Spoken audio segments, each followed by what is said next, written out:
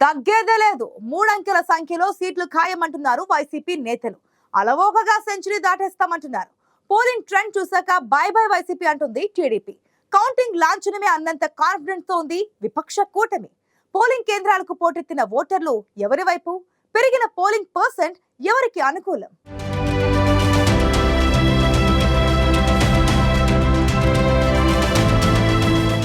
జాతరకు వచ్చినట్టే వచ్చారు ఓటర్లు. పోలింగ్ కేంద్రాలకు పొలవమంటూ పోటెత్తారు. దూర ప్రాంతాల నుంచి కూడా దిగిపోయారు. ఎన్నికల చరిత్రలోనే ఎప్పుడూ లేనంత ఉత్సాహం. ఏపీ అసెంబ్లీ ఎన్నికల్లో ఓ ఉద్యమంలా ఓటేయడంతో ఈ మార్పు దేనికి సంకేతమన్న చర్చ మొదలైంది. వైసీపీకి అనుకూల ఓటింగ్ పోటెత్తిందని అధికార పార్టీ ధీమాతో ఉంది. విజయోత్సవాలే తరువాయి అన్నట్లుంది వైసీపీ. ఇక ప్రభుత్వంపై తీవ్ర ఆగ్రహంతో ఉన్న ప్రజానికం ఓటునే బ్రహ్మాస్త్రంగా ప్రయోగించిందని విపక్ష కూటమి నమ్మకం పెట్టుకుంది.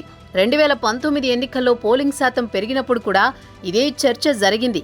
కానీ అధికారంలో ఉన్న టీడీపీ ఓడిపోయి తిరుగులేని మెజారిటీతో వైసీపీ గద్దెనెక్కింది. మళ్లీ ఇప్పుడు ఓటింగ్ శాతం పెరగడంలో మర్మం ఏమై ఉంటుందని రాజకీయ పక్షాలు మల్ల గులాలు పడుతున్నాయి.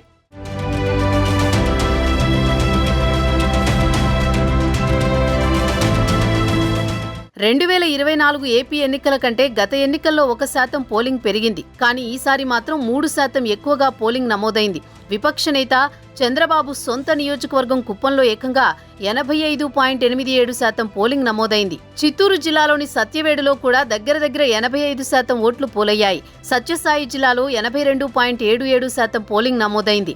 ఇలా చాలా నియోజకవర్గాల్లో అంచనాకు మించి పోలింగ్ జరగడంతో ఎవరి జెండా ఎగరబోతోంది, ఎవరి కొంప మునగబోతోందన్న చర్చ జోరుగా నడుస్తోంది.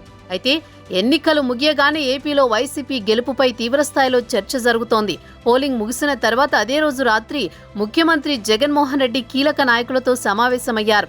అర్ధరాత్రి వరకు కొన్ని చోట్ల పోలింగ్ జరగడంతో దాని ప్రభావంపై పార్టీ కీలక నేతలతో జగన్ చర్చించినట్లు చెబుతున్నారు.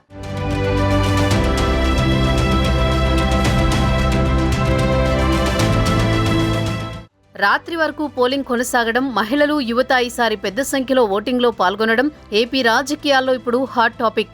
పోలింగ్ ముగిసిన మరుసటి రోజు కూడా పార్టీ కీలక నేతలతో పోలింగ్ సరళిపై చర్చించారు వైసీపీ అధినేత వైఎస్ జగన్మోహన్ రెడ్డి.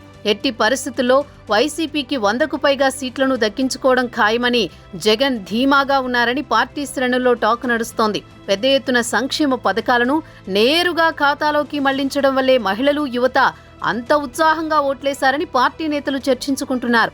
అయితే యువత విషయంలో మాత్రం కొంతవరకు జనసేన ప్రభావం ఉంటుందన్న అభిప్రాయంతో కొందరున్నారు.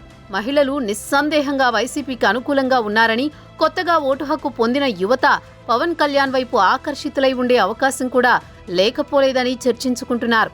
అదే జరిగితే 10 లక్షలకు పైగా కొత్త ఓటర్ల ప్రభావంతో పార్టీకి కొంతవరకు ఓటింగ్ శాతం తగ్గుతుందన్న అనాలిసిస్ కూడా అంతర్గతంగా జరుగుతోంది.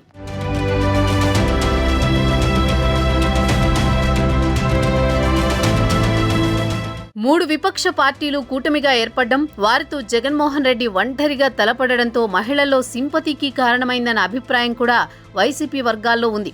ఇది వర్కౌట్ అవుతుందని, మహిళలు ఏకపక్షంగా వైసీపీని ఆదరిస్తే 120 సీట్ల దాకా వచ్చే అవకాశం కూడా లేకపోలేదని పార్టీ నేతలు లెక్కలేస్తున్నారు. ప్రభుత్వానికి వ్యతిరేకంగా టీడీపీ ప్రచారాన్ని ఓటర్లు నమ్మారా అన్న అనుమానం కూడా మరోవైపు అధికార పార్టీ నేతలను వెంటాడుతోంది.